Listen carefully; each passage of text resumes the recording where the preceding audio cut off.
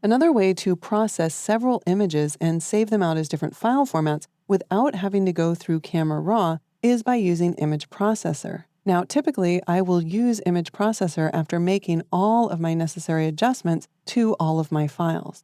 So we'll start in Bridge with the first 4 images selected here, and then I'll choose the Tools menu, and then Photoshop and Image Processor. Now, if Photoshop isn't running, it will automatically be launched, and then you will see the Image Processor script appear in Photoshop. So since I'd already selected the images to process in Bridge, Image Processor knows that, and it's showing me that it's got the 4 images that it's going to process. I can then tell Image Processor where to save the files if I want to save them in the same location or if I want to save them to a different folder. In this case, we'll just save them to the same location, and I'm going to save as a JPEG file as well as a PSD file.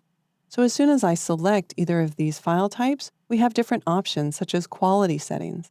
If I want this to be high quality, I'll go ahead and enter in something maybe like 9 or 10. Of course, it's always a trade-off. This means that the file is going to be larger because I'm not compressing it as much, but it will be of higher quality. If I was going to post these to the web, I would want to convert the profile to sRGB, and I might also want to resize them. Let's say, for example, I was going to post the images no larger than 600 pixels, whether that's 600 wide or 600 high. So don't be concerned here. Photoshop and Bridge, they're not going to squish your image to fit into a box. We're just defining the longest dimension of either the width or the height.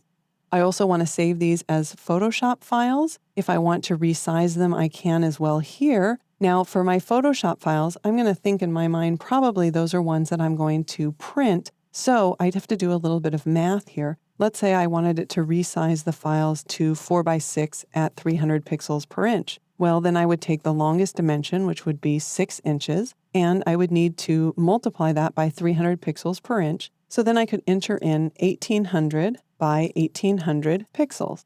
And I do want to turn on the maximum compatibility option because that's going to help if I happen to have a layered Photoshop document and was running Image Processor on it. It would keep it as layers, but it would save not only a layered version, but also a flattened version within the same document. And that just helps applications like Lightroom be able to work with my PSD or my Photoshop files.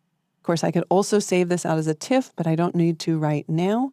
Instead, I'll just click Run, and we'll run the Image Processor script. So in the background, what's happening is Bridge is handing off each one of these 4 individual files to Photoshop. Photoshop is resizing them as necessary. And if we return to Bridge, either using the File menu and choosing Browse in Bridge, or we could use Command-Option-O or Control-Alt-O, we can then see that Bridge has created 2 separate folders. And if we double-click to look inside that folder, there are my 4 JPEG files. And if we switch over to the PSD files, there are the 4 Photoshop documents. As you can imagine, it can be very convenient to have the ability to save in multiple file formats at one time, especially when you're working with high volumes of images, like hundreds or thousands of images at a time, and you need to quickly process them.